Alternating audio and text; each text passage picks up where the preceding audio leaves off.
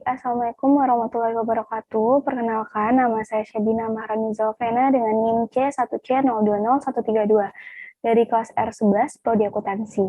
Nah, di sini saya akan mempresentasikan materi tentang penyusunan anggaran piutang dengan mata kuliah penganggaran yang diambil oleh Bapak Wirmi Kaputra. Baik, untuk yang pertama itu ada pengertian anggaran piutang. Anggaran piutang adalah anggaran yang merencanakan secara terperinci tentang jumlah piutang perusahaan akibat penjualan secara kredit disertai dengan perubahan-perubahan. Pertambahan piutang, piutang tertagih, sisa piutang, dari waktu ke waktu selama periode yang akan datang. Nah, penjualan yang dilakukan oleh perusahaan secara kredit memiliki tujuan meningkatkan volume penjualan dikarenakan meningkatnya tingkat persaingan. Nah, mengingat kompetitor yang semakin berani memberikan kredit dengan tujuan meningkatkan penjualan maupun meningkatkan jumlah ekspor, jumlah pasar. Adapun jenis anggaran piutang, jenis anggaran piutang yang pertama ada piutang dagang, adalah piutang yang timbul sebagai akibat menjual barang atau jasa secara kredit dari usaha pokok perusahaan. Piutang usaha berbeda dengan piutang dagang. Piutang dagang hanya terdapat pada perusahaan dagang yang menjual barang dagangannya secara kredit, sedangkan piutang usaha meliputi seluruh macam jenis perusahaan yang menjual barang atau jasa dari usaha pokoknya secara kredit. Lalu ada piutang wesel. Nah, di sini adalah piutang wesel adalah piutang yang didukung oleh janji tertulis dalam bentuk wesel. Lalu yang ketiga ada piutang surat berharga. Nah, piutang surat berharga ini contohnya adalah bil lihat giro yang belum tentu jatuh tempo, cek kosong, dan cek mundur. Lalu yang keempat ada beban dibayar di muka, contohnya adalah sewa dibayar di muka, iklan dibayar di muka, dan lain-lainnya. Lalu yang terakhir ada piutang pajak, contohnya adalah angsuran pajak, pajak masukan, dan kelebihan bayar pajak. Oke, baik. Selanjutnya ada manfaat anggaran piutang. Nah, yang pertama itu sebagai pedoman kerja.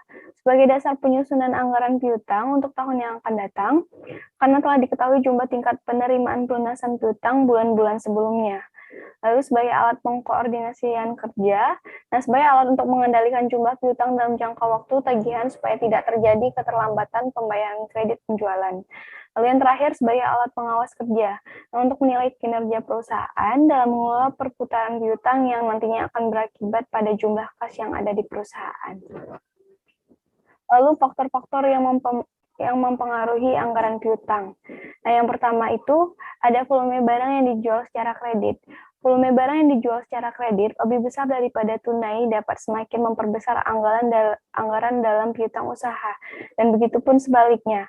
Contohnya, sebulan dijual barang Rp 100.000 dengan syarat 10% dibayar tunai dan 90% dilakukan secara kredit.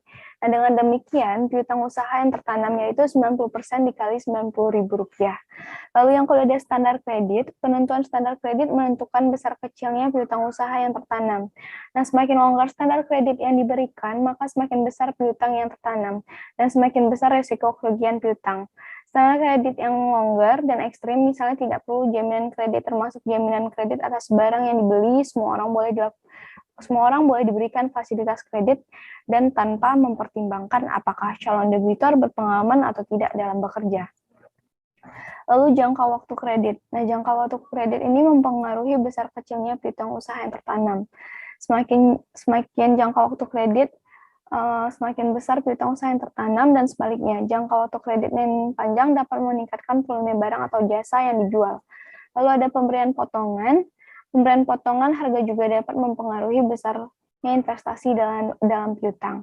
Pemberian potongan yang besar akan memperkecil piutang usaha yang tertanam. Sebaliknya, pemberian potongan yang kecil memperbesar piutang yang tertanam.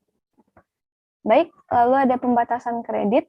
Nah, pembatasan kredit ini dimaksudkan untuk pembatasan kredit dalam arti kuantitatif, yaitu berkenaan dengan batas atau jumlah kredit maksimal yang akan diberikan. Lalu yang terakhir ada kebijakan penagihan piutang. Nah, kebijakan penagihan piutang ini memengaruhi besar kecilnya piutang usaha yang tertanam.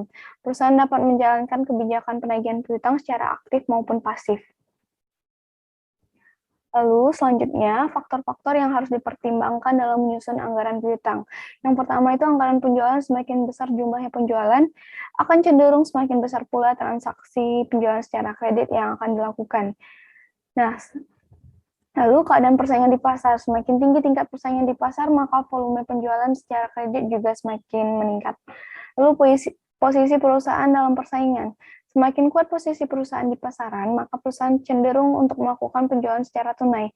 Namun sebaliknya, jika posisi perusahaan cenderung lemah, maka perusahaan melakukan penjualan secara kredit. Lalu syarat pembayaran atau time of payment semakin besar potongan penjualan secara tunai, maka piutang akan semakin sedikit. Lalu kebijakan perusahaan dalam penagihan piutang semakin intens perusahaan melakukan penagihan piutang, maka jumlah piutang perusahaan semakin berkurang. Lalu yang terakhir, rencana perusahaan untuk melakukan secara kredit. Nah, ada pun langkah-langkah dalam menyusun anggaran piutang. Anggaran piutang adalah anggaran yang merencanakan secara terperinci tentang jumlah piutang perusahaan akibat penjualan secara kredit, disertai dengan perubahan-perubahan atau pertambahan piutang, piutang tertagih, sisa piutang dari waktu ke waktu selama periode yang akan datang.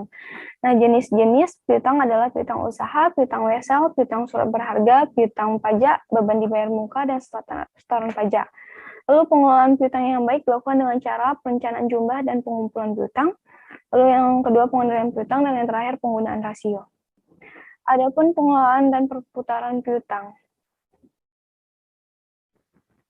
Untuk pengelolaan piutang, dalam perusahaan piutang harus dikelola dengan baik. Ada pengelolaan piutang mencakup kegiatan sebagai berikut. Yang pertama, perencanaan jumlah dan pengumpulan piutang. Rencana jumlah piutang pada waktu yang akan datang disusun berdasarkan budget penjualan dengan memperhatikan persyaratan pembayaran yang ditawarkan perusahaan dan kebiasaan pelanggan dalam membayar bunganya. Lalu yang kedua, pengendalian piutang. Dalam memberikan piutang harus dilakukan dengan ketat atau selektif, baik dalam penyaringan langganan, menentukan risiko, menentukan potongan piutang, menentukan beban administratif, maupun menetapkan ketentuan-ketentuan lain yang berhubungan dengan penjualan kredit. Lalu yang terakhir ada penggunaan rasio. Perusahaan dapat membandingkan tingkat perputaran piutang dari perusahaan tertentu dengan perusahaan lainnya. Hal ini membantu manajer dalam menentukan kebijakan piutang di perusahaannya sendiri. Lalu perputaran piutang. Piutang sebagai unsur dari modal kerja, maka keadaannya akan selalu berputar, dalam arti piutang akan timbul saat adanya penjualan kredit dan akan tertagih pada saat tertentu, dan tak akan ada lagi penjualan kredit, dan seterusnya. Periode perputaran piutang tergantung pada panjang pendeknya ketentuan waktu yang dipersyaratkan dalam syarat pemberian kredit. Baiklah, sekian presentasi dari saya. Apabila ada kekurangan, saya mohon maaf. Semoga materi tersebut dapat bermanfaat bagi teman-teman sekalian yang dapat mendengarkan dan melihatnya. Saya akhiri dengan wabillahi taufiq wal hidayah. Wassalamualaikum warahmatullahi wabarakatuh.